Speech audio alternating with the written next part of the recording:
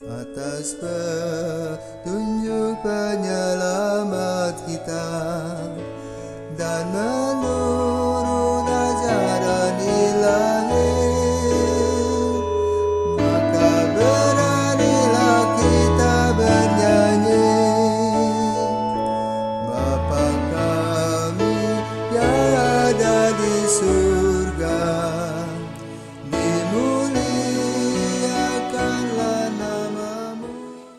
Saudara-saudari terkasih, selamat pagi. Salam jumpa lagi dalam Sabda Siap Saji Kamis 30 Desember 2021, hari ke-6 dalam oktav Natal. Dan 2 hari lagi kita akan menutup tahun 2021. Marilah kita berdoa dalam nama Bapa, Putra, dan Roh Kudus. Amin. Allah yang Maha Kuasa, kami mohon semoga kelahiran putramu sebagai manusia baru membebaskan kami dari perbudakan dosa manusia lama.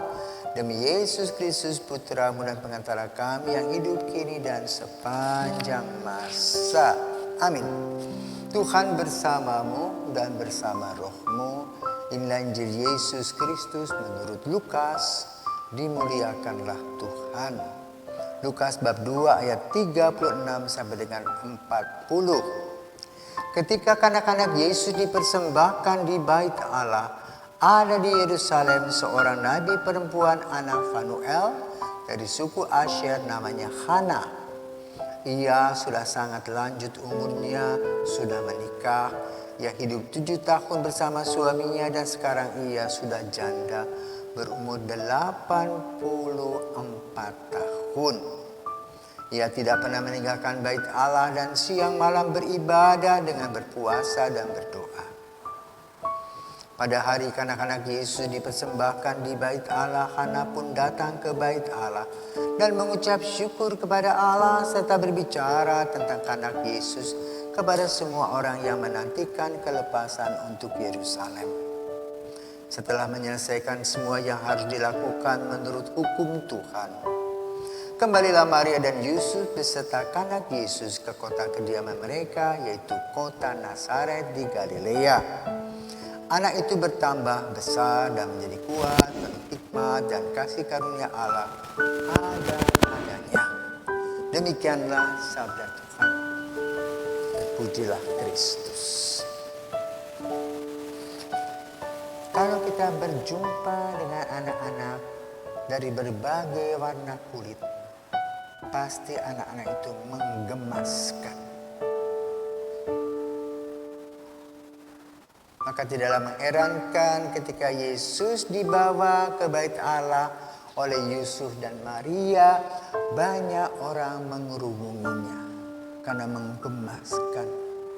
Pipinya yang nyemplung, senyumnya, sehingga orang ingin mendatang Yesus. Orang yang sudah mendatang Yesus adalah Simeon. Maka dia mengatakan, sekarang Tuhan biarkanlah hamba ini berpulang dalam damai karena aku telah melihat keselamatanmu. Hana tidak sempat mendatang Yesus, tetapi dia melihat dan menceritakan kepada orang-orang yang datang ke bait Allah bahwa dia bertemu dengan seorang bayi yang ajaib, yang bisa dengan senyumnya menawan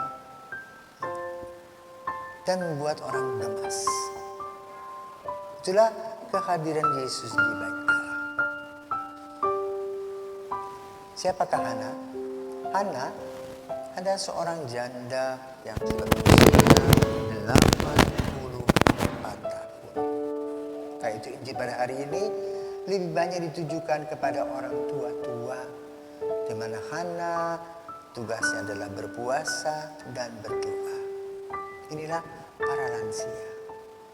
Maka adalah Goto, para lansia adalah orang yang bukan tertua, tetapi orang yang terpuji dan terberkati karena mereka telah meninggalkan jejak-jejak kasih dalam hidupnya. Mereka telah merendah hidup ketika mereka muda dan mereka sudah memberikan waktu dan diri mereka untuk anak-anak mereka yang kini sudah bisa berdiri sendiri. Kini tinggallah kenang-kenangan kasih Allah dalam usia yang tua dan usia yang senja. Dan usia senja itu tidak bisa kita lawan, tetapi harus kita nikmati sendiri. Caranya bagaimana?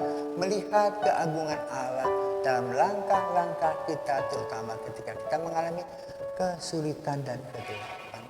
Bagaimana Tuhan datang memberikan mujizatnya dan memberikan kepada kita sebuah harapan baru. Yesus dalam hal ini menjadi harapan baru bagi setiap orang, khususnya di Galilea, di Bait Allah. Ada sebuah nuansa yang baru yang Yesus bawa, yaitu cinta kasih dengan senyumnya. Hana adalah orang yang taat, setia, yang menjadi contoh bagi orang tua-tua. Di mana pada masa tua ia selalu memuji Tuhan, bersyukur untuk kasih karunia karena sudah diberikan oleh Tuhan umur yang cukup panjang dan boleh berbuat. Karena itu berpikirlah positif, jangan frustrasi. Buanglah semua kegelapan dan kesesakan dalam hidup, karena Tuhan masih memberi kepada kita kehidupan itu sendiri, dan Tuhan tidak pernah memberikan kepada kita kegelapan melainkan terangnya. Maka para lansia, mari kita bersyukur karena Tuhan senantiasa tetap menuntun kita sampai pada akhir kita pergi selama-lamanya. Maka di penghujung usia pada masa lansia ini, kita bersiap-siap lebih mendekati Tuhan dan mulai pelan-pelan melepaskan semua kekuatan dunia, uang, kekuasaan, ambisi-ambisi pribadi, dan menikmati kasih karunia Tuhan. Bahwa dalam masa senja, walaupun kita agak lamban bergerak, lamban berpikir, tetapi Tuhan masih memberikan kepada kita nafas-nafas kehidupan. Nah, inilah yang perlu kita syukuri. Bersama dengan Yesus kecil, mari kita berjalan, bertumbuh dan berkembang agar kita menjadi kuat dalam kehidupan kita, khususnya pada masa senja. Selamat dan sukses senantiasa. Tuhan memberkati.